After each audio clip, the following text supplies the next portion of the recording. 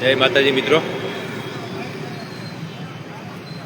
આજે અમરેલી ખાતે દેવી પૂજક સમાજના આપણા આગેવાનો, નવયુવાનો, દરેક નાના ભાઈ મોટા ભાઈના બધા આવ્યા હતા ને બધાએ એકતા બતાવી ને ખૂબ સરસ કામ કર્યું કે દેવી પૂજક સમાજની એકતા બતાવી અને તેમની તાકાત પણ બતાવી અને જે યથાશક્તિ કોઈ પોઈગા તે આપણે પીડિત આપણે જે ભાઈ છે જેમના ઘરના ઓફ થઈ ગયા છે તેમના બાળકોને યથાશક્તિ પ્રમાણે કોઈ જે પોઈગા તે પ્રમાણે દાન પણ કરતા આવ્યા છે.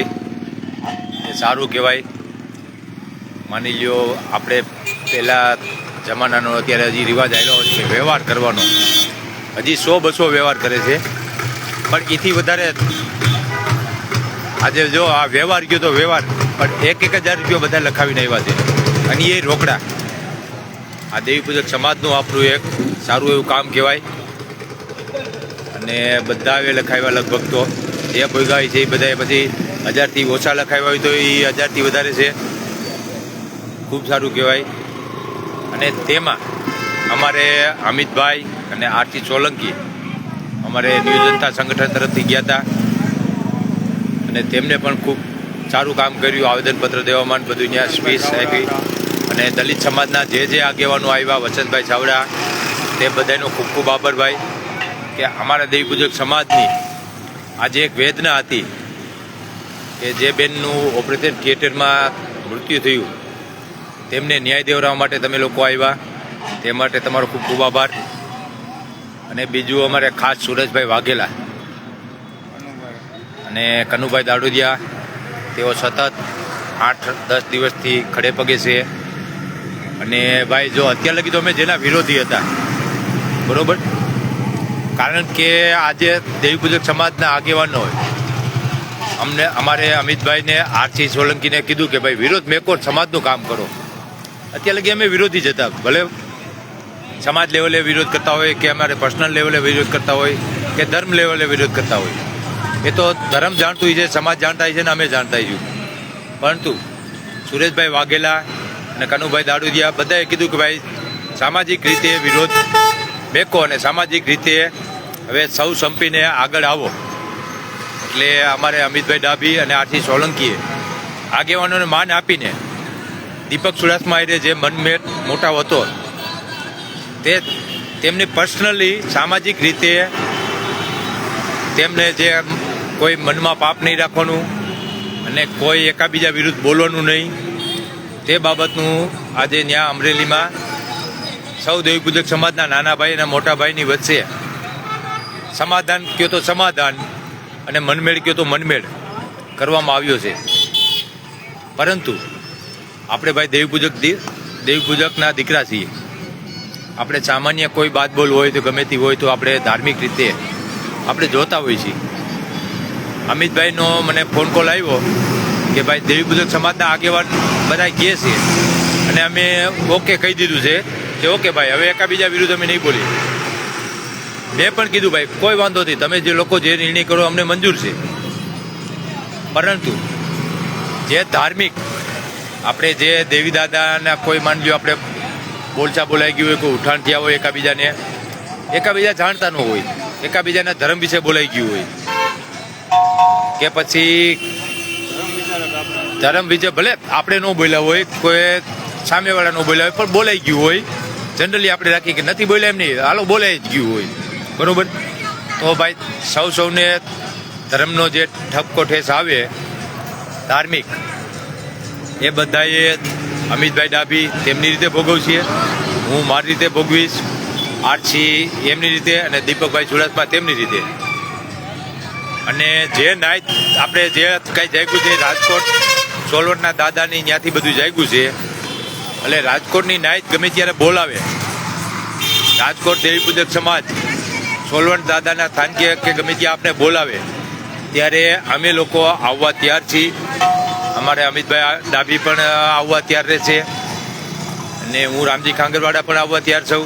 આરતી સોલંકી આવશે, આરબી પરમાર આવશે અને જે કોઈ મારી નાઈટના દીકરા હોય ગમે તે બધા આવશે. અને અમે થોડોક માની લો વિશ્વાસ કયો તો વિશ્વાસ, કે પછી બાંયધરી કયો તો બાંયધરી. તો દીપકભાઈ ચુડાસમા પણ જ્યારે નાઇટમાં કોઈ બોલાવે તો દીપકભાઈ ચુડાસમા પણ નાઇટમાં આવીને ખાતરી કરાવી દે કે ભાઈ આ જે કંઈ થયું એકાબીજાના મનમોટાવમાં છે. હવે દાદા નિર્દોષ છોડે તો નિર્દોષ અને દોષી કરે તો દોષી. અમારે બધાને દાદાનો ઠપકો ખાવો છે, બરોબર. જે દાદાનો ઠપકો હોય, માની લો મને આપે તો મારે ખાવો છે, અમિતભાઈને આપે તો અમિતભાઈને ખાવો છે, આરસી સોલંકીને આપે તો આરસી સોલંકીને ખાવો છે, અને દીપકભાઈ ચુડાસમાને આપીએ તો દીપકભાઈ ચુડાસમા પણ ખાશે. પરંતુ આ કર્મનું સમાધાન અત્યારે અમિતભાઈ ડાભી અને આરસી સોલંકી કરીને આવ્યા છે. કોઈ ધર્મનું સમાધાન કરીને નથી આવ્યા. અને ધર્મનું સમાધાન ત્યારે જ થશે કે રાજકોટ સમાજ, દેવબુદ્રક સમાજ અને સોલવણના દાદાના જે કોઈ આગેવાનો જ્યારે કોઈ બોલાવે અને અહીંયા કોઈ આદર થાય અને અહીંયા જે કોઈ ઠપકો ઠેસ ખાય અને માફી માંગવાની થાય તો માફી પણ માંગવી પડે. માની લો મારો કોઈ વાંક હોય, કોઈ વાંકમાં ન હોય, હાલો હું જ કહું કે દીપકભાઈ ચુડાસમાનો કોઈ વાંક નહોતો અને મેં નામ લીધું કે માંડવો દીપક ચુડાસમાએ પકડાવ્યો અને દાદા મને ઠપકો આપે કે તારે ત્યાં ન કહેવાય તો હું ઠપકો તો ખાવા તૈયાર છું, બરોબર. તેવી રીતે અમિતભાઈ ડાભી પણ માની લો તે એમ કહે કે મારાથી ભૂલ થઈ ગઈ છે, કોઈ જાતની દીપકભાઈનું નામ લીધું છે કે પછી કોઈનું બીજાનું નામ લીધું છે, તો દાદા ઠપકો દે તો અમિતભાઈને ખાવો પડે. અને દીપકભાઈ ચુડાસમાને પણ માની લો અમિતભાઈનું નામ લીધું કે અમિતભાઈએ માંડવો પકડાવ્યો છે અને એ બાબતમાં દાદા ઠપકો આપે તો દીપકભાઈને પણ ખાવો પડે, બરોબર. તો આ ઠપકો ઠેસ બધાને રાજકોટ સોલવણના દાદાએ ગમે ત્યારે નાઈટ બોલાવે કે સમાજના કોઈ બોલાવે ત્યારે ખાવા આવવું જરૂરી છે. અને ન આવવું હોય તો ભાઈ એની મરજિયાત છે, બરોબર. બાકી અમે તો રાજકોટમાં રહી છીએ, અમને અડધી રાતે નાઈટ બોલાવે અમે હાજર રહેશું. બાકી કોઈ વ્યક્તિને ન આવવું હોય તો અમિતભાઈને ન આવવું હોય તો અમિતભાઈ મરજિયાત છે, આરસીને ન આવવું તો આરસી મરજિયાત છે. પણ મારે તો માની લો રાજકોટમાં રહું છું, મારે તો ફરજિયાત આવવું પડે. એટલે મને ખાતરી છે કે જેટલા લોકોના બધાના નામ લઉં છું બધા આવશે. દેવી દાદાના ઠપકા ખાવામાં ભાઈ કોઈને કાંઈ વાંધો નથી. એક સામાજિક લેવલે આ જે અમરેલીમાં પતી ગયું, બરોબર, કે એકાબીજાના નામ નહીં લઈ તો એ હવે કાંઈ નામ કોઈ એકાબીજા નહીં લઈ, પણ જે ધર્મનો ઠપકો આવે તે એકાબીજાને ખાવાનું છે. અને અમિતભાઈ ડાભી અમારે હવે એ વિશે બે શબ્દો કહે છે. જય માતાજી ભાઈ બધાને. હવે આ વિવાદને આઈથેન આપણે પૂર્ણમ કરી છી, એટલે કે પૂરો કરી છી. આ વિવાદ હવે પૂરો થયો છે અને ફરી પાછો આ વિવાદ હવે થાય નહીં. અને આ વિવાદની અંદર દીપકભાઈ કે અમે આ બધાય બંદોબસ્તમાં છીએ. બંદોબસ્ત એવો છે ભાઈ કે કોઈ કલાકારોનો વિવાદ કરશે, કોઈ નાતના દીકરાનો વિવાદ કરશે, અમે કે પછી દીપકભાઈ, બરોબર છે, કે પછી કોઈ હામાં અમે બે રોસ્ટ મારી કે મારા સંગઠનમાં જોડાયેલા વ્યક્તિઓ છે એ કોઈ રામજીભાઈ, બહાદુરભાઈ, પછી આરસી, આરબી કે ભાવેશભાઈ, આ કોઈ પણ વ્યક્તિ સમજાવવાની કોશિશ કરશું રોસ્ટ મારે તો એના જવાબદાર માત્ર ઈ વ્યક્તિ રહે, જોકે અમે કોઈ નહીં. અને સમજાવવાની કોશિશ કરતા ના સમજે તો ન્યાની બોલી છે, મારી નાયતે જે બોલી રાખી છે કે સમજાવે ન સમજે અને હામી રોસ્ટ મારે તો નાયત બારા મેકવામાં આવશે. આ બોલી છે નાયતની, જ્યાં 99 નાયતે બોલી કરી છે, એટલે આ બોલીને માન સન્માન દેતા અને મારી નાયત વધતા આ સમાધાન થઈ ગયું છે. એટલે આ સમાધાનની અંદર હવે પછી કોઈ પણ પ્રકારના આવા ન બને, આમી રોસ્ટ ન લાગે, એ બધા લોકોને જાણ કરીને વિચાર કરવાનો છે. બાકી બીજા લોકો જે અમારા વિડીયો બનાવે છે, અમને બદનામ કરે છે, એની માટે અમે કાલે વિચાર કરશું અને કાલે શું નિર્ણય લેવો એ આપ સમજ ઉપલબ્ધ કરશું. બાકી હવે દીપકભાઈ કોઈ પણ વ્યક્તિનો વિવાદ નહીં કરે. સમાજ મેકિન બીજા વ્યક્તિનો દીપકભાઈ કરશે અને અમે કરીશું ને આ બધાય કરશે, તમે કરશો, પણ સમાજની અંદર ક્યારેય પણ અંદરો અંદર વિવાદ ઊભો નહીં થાય. આ ધ્યાન રાખજો.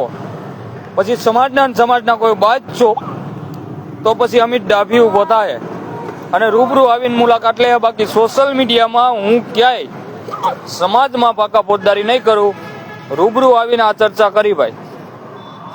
એટલે કાન ખોલીને સાંભળી લેજો કે અંદરો અંદર બાંધો તો ભલે બાંધતા, પણ સોશિયલ મીડિયામાં સમાજનો બાંધેલો વિડીયો ન હોવો જોઈએ.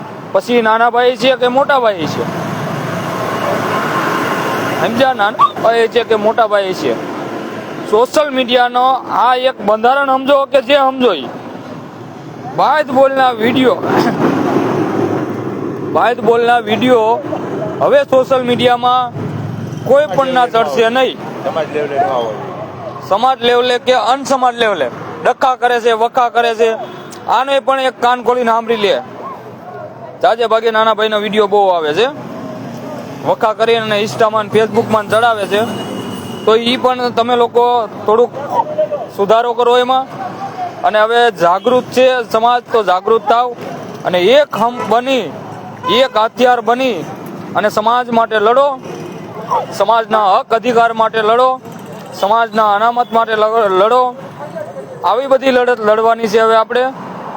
એટલે એની માટે હોશિયાર થઈ જાવ અને અંદરો અંદરની બાદ બોલ સમાપ્ત કરી છે. આજે કોઈ પણ વ્યક્તિ કોઈ પણ પ્રકારની બાદ બોલ કરશે નહીં. તો આની બધાને નોંધ લેવી. ભાઈ મારું કહેવાનું આટલું જ હતું. અને રામજીભાઈને વિડીયો હોય તો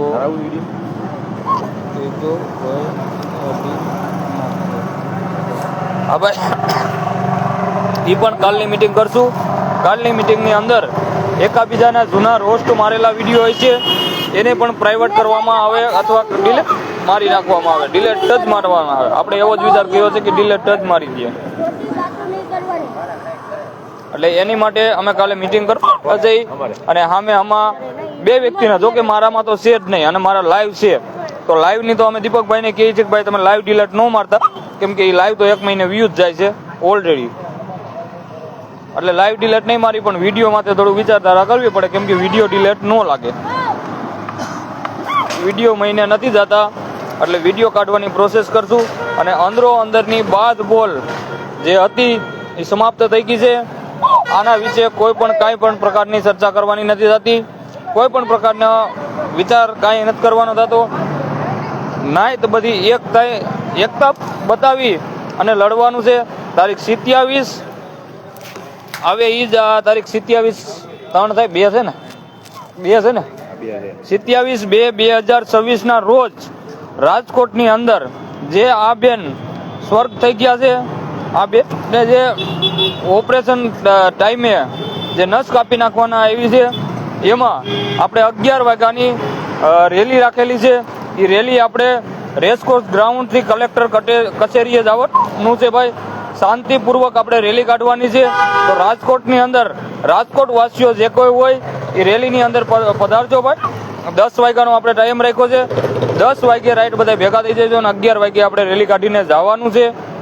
તો તમામ મિત્રોને કહું છું કે આ બેનને ન્યાય મળે, આ બેનના બાળકોને ન્યાય મળે, આ બેનના જે કોઈ મા બાપ છે, ઘરવાળા છે, નાના નાના બાળકો છે, આ બધાને ન્યાય મળે.